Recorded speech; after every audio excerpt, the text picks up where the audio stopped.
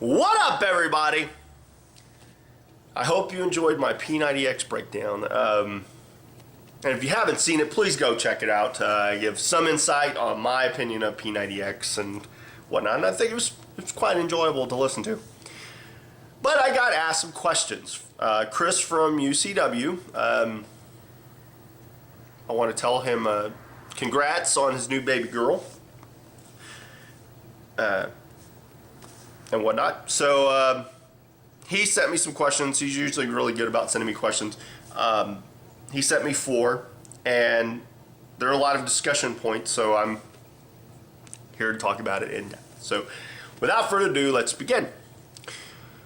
What's my view of Cena joining Nexus? Wow. John Cena joins Nexus. Loses a match, joins Nexus.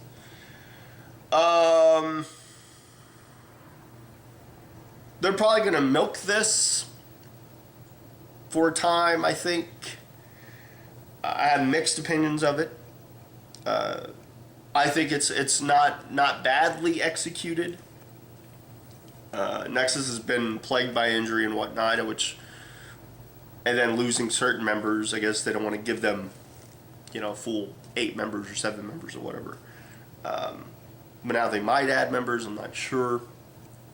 So that part, but Cena joining Nexus, I think is pretty solid. A solid concept. You can see how far they can push Cena.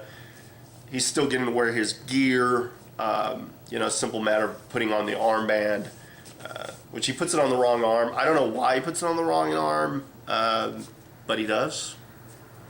Maybe he's just being defiant. And he doesn't, uses it more as a elbow guard, I guess, elbow band.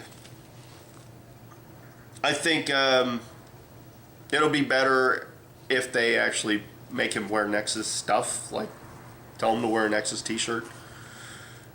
I think that hopefully they'll go there, and that'll maybe be the final straw. Like, you've got to do what Wade Barrett says, and Wade Barrett tells you to put on a Nexus shirt, and let's sell some Nexus Cena merchandise. I think that merchandise would actually sell if they had Cena even sign the Nexus shirt and sell that. I think that would probably sell. I think people would buy it. I like it. I think for the most part, because, maybe it means Wade Barrett wins the title, and now he's got, Superman in his corner for the most part. And it'll be just a matter of time. But now they're doing kind of also the implosion thing where certain members want to, you're not seeing the same unity that you probably have once seen. That would be the only thing that I probably would change, but there you go. How do I feel about what's going on in TNA right now? And how do I see it playing out? It's a 2-part question.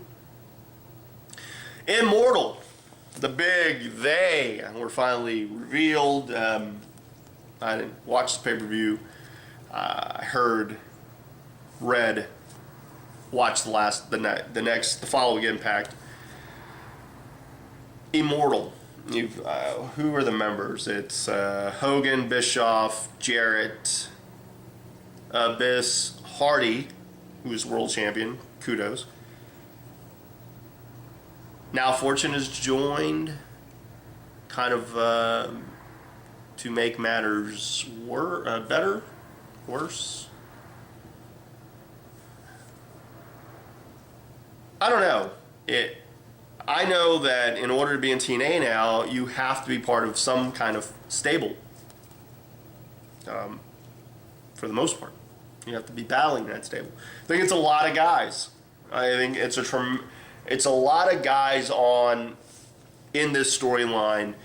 Does every single guy get something out of it?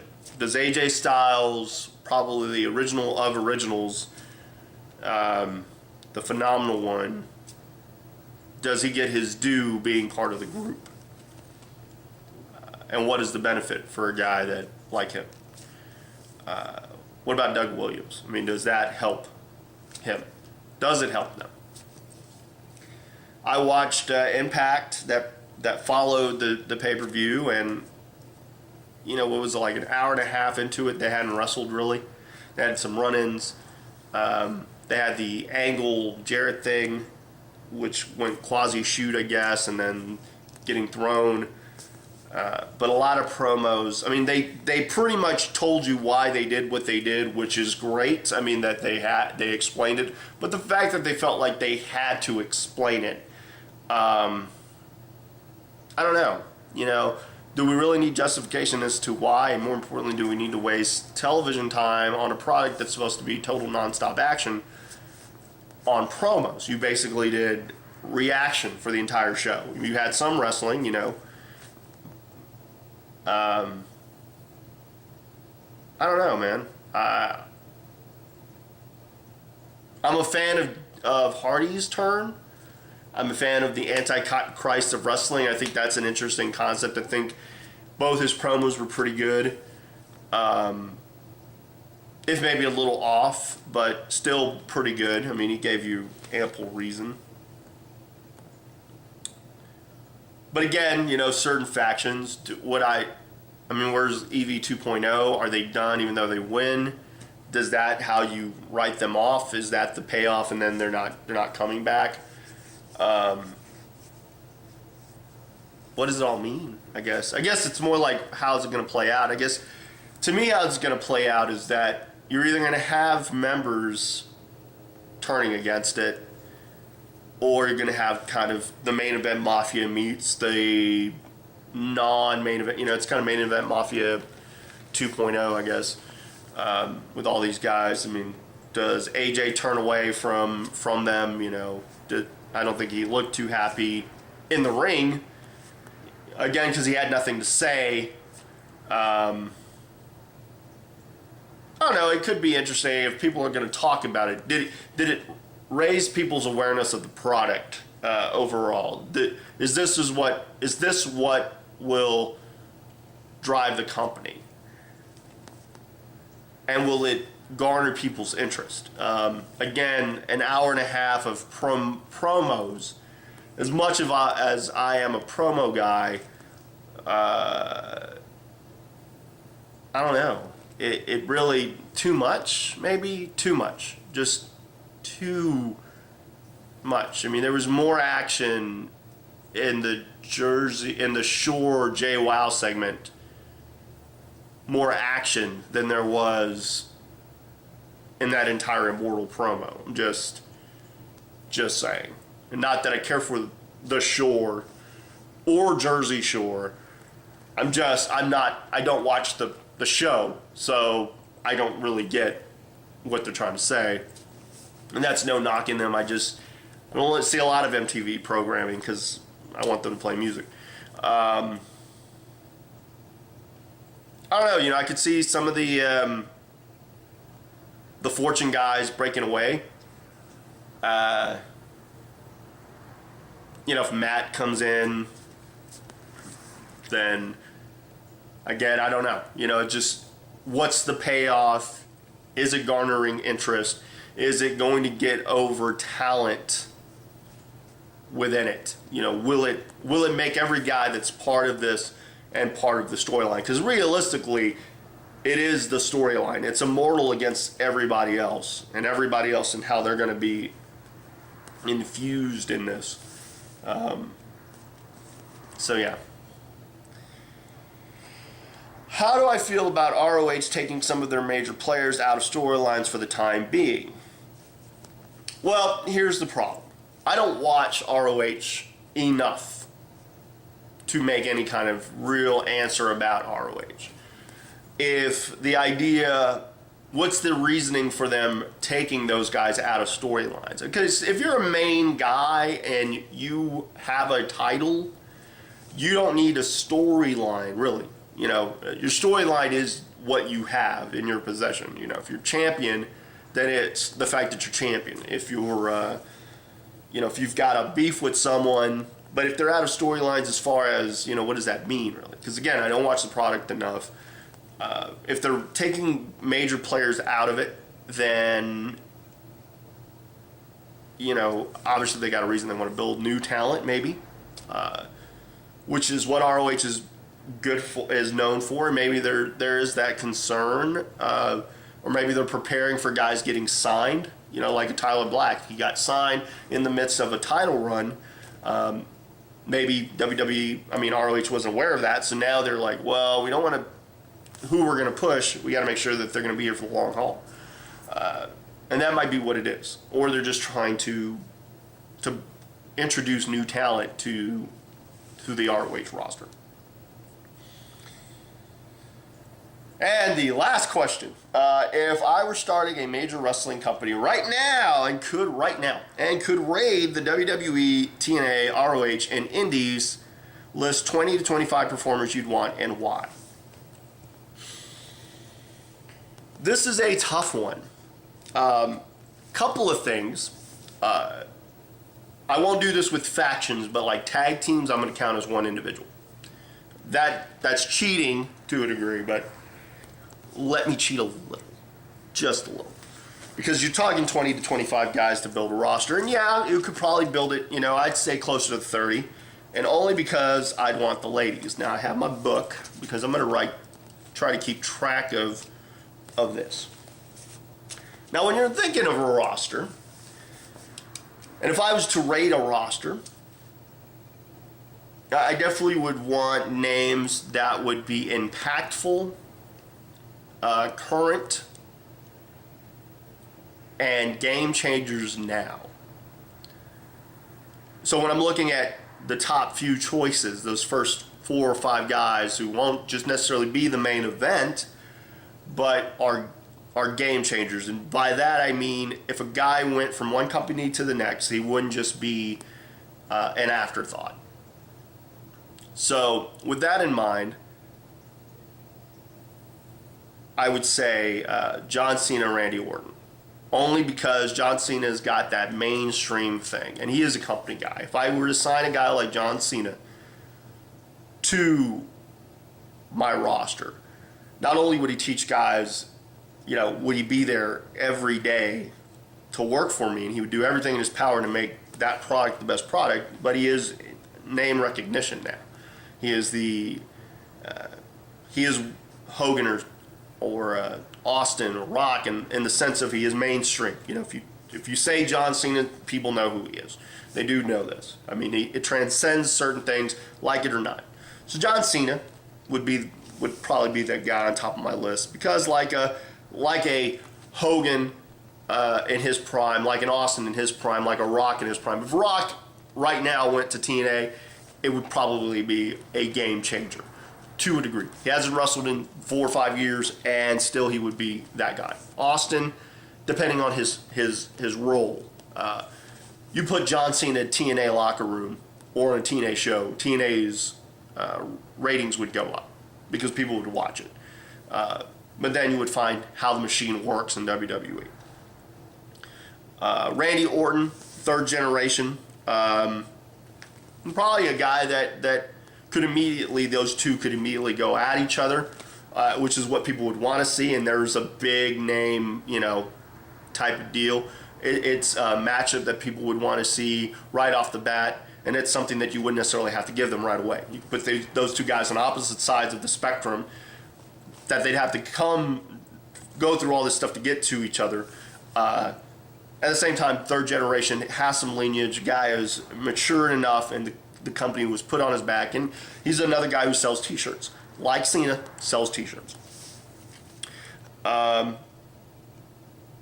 If I'm looking at right now, AJ Styles, personally, he's going to be what gets everyone who may not want to be a fan of Randy and Cena, and also a guy who could build great matchups with these guys. Styles is phenomenal. He lives up to his name, the phenomenal one. And he'd be a guy that would build my company much like he helped build TNA. And I would treat him as an equal to Cena and Orton because of his athleticism, what he can do in the ring, and the fact that, like those other two guys, especially like Cena shows such massive strength. So does Styles. Styles has worked guys bigger than him and done amazing things against those guys. So, I'd put him there. And then I'd put Angle. Whether he's retired or not, as an ambassador, as a spokesman, as someone who could teach the young guys, and a guy who could still do good television, who could still cut a pretty solid promo, and really could add to matchups. Well, you know, he's fought Cena and Orton in the past, and him and Styles have had a thing, but he'd still be a guy that's recognizable. Now, I could be forgetting certain guys, but obviously, you know, at the top of my card or, you know, top of my quarter segments for the most part, these would be the 4 guys that I could see carrying programs, guys you could put storylines around and still do what they do now and it'd get across. So, I've got about, 21 more people. Now I would look at tag teams. So we're going to kind of see where we're at. And as far as tag teams go, this is where like ROH and a few others kind of could work in. Motor City Machine Guns right off the bat, as long as beer money. You know, like those tag teams. I like them for what they bring, being the best tag teams at this moment, as far as I'm concerned, from what I've seen. I would probably bring in the Hart Dynasty. Again, because I think all their styles would mesh well. I mean, could you see Tyson Kidd with say, you know, an Alex Shelley or Chris Sabin? Could you see David Hart Smith going against, say, a Robert Roode or James Storm? And then I'd also, you know, it also gives Natalya, who would be in there, you know, because girls do sell tickets. Pretty girls do sell tickets. And then I'd probably throw in the Briscoes. I'd give the Briscoes a major platform. And, you know, have them be in really competitive matches. And I know they're still very popular, and they bring in that ROH crowd. So you got these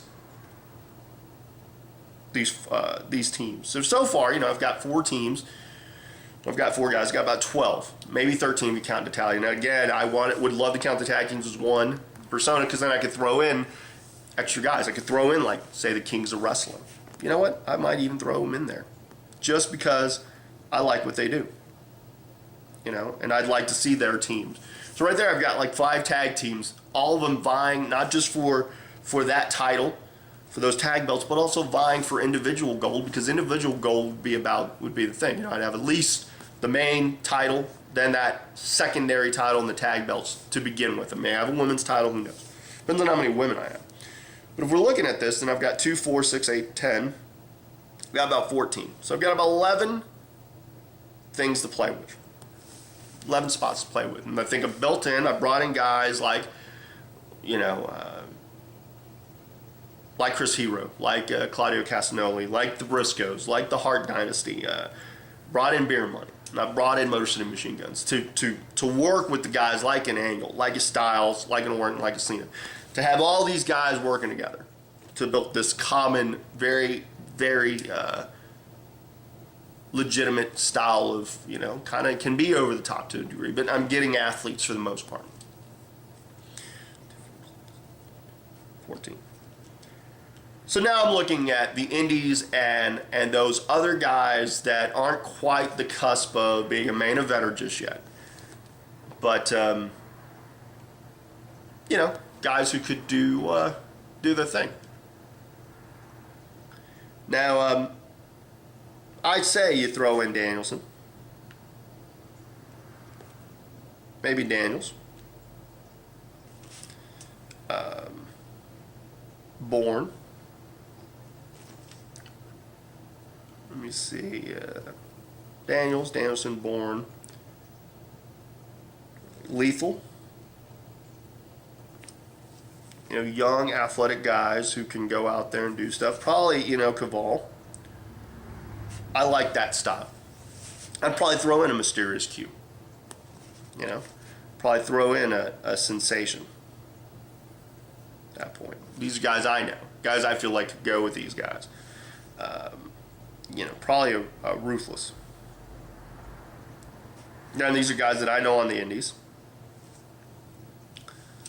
So at that point, I've got 14, 15, 16, 17, 18, 19, 20, 21, 22. 22. Got 22. I would throw myself in as a host. I'd be a host for the most part. I meant to put in Miz in that category. I like his mic work. I think he's solid. We got some of the high flyers. Jericho. Probably Jericho, if he was willing. Want to bring Jericho in. If you, and you know, also in case one of these guys falls off. But if you're looking, you know, I got Cena, Orton, Styles, Angle, Motor City Machine Guns, Beer Money, Hart Dynasty with Natalia, Briscoes, Kings of Wrestling. I got Daniels, Chris Daniels, Brian Danielson or Daniel Bryan, take your pick. Evan Bourne, Jay Lethal, Kaval, Mysterious Q from my neck of the woods, Adrian Sensation from my neck of the woods, Ruthless Ryan Davidson, and then I'd go back to WWE, pick up The Miz and Jericho because I'd pick them up. And they could also be a tag team, so there you go. And I'd have me host the thing. Now, to wrap it up, I'd have probably a couple of women. I'd have closer to a 30-person roster, and I'd probably get Jay Laycool, and I'd get the Beautiful People, and I'd get, it'd probably be Velvet Sky and Angelina Love against Laycool, and Natalia thrown in there in the mix. So you're looking at about 30. That's my roster. That would be the roster that I would stick with. Initially, I think I can make money off of that roster. On top of it, I'd have some great matches, and I would probably do a little bit of what WWE does, and a lot of what TNA does as far as their reaction stuff. I really like that, and put guys in that situation. I think that's the one thing TNA does better than most. So there you have it. That was my answers to the questions. I hope everyone enjoyed that.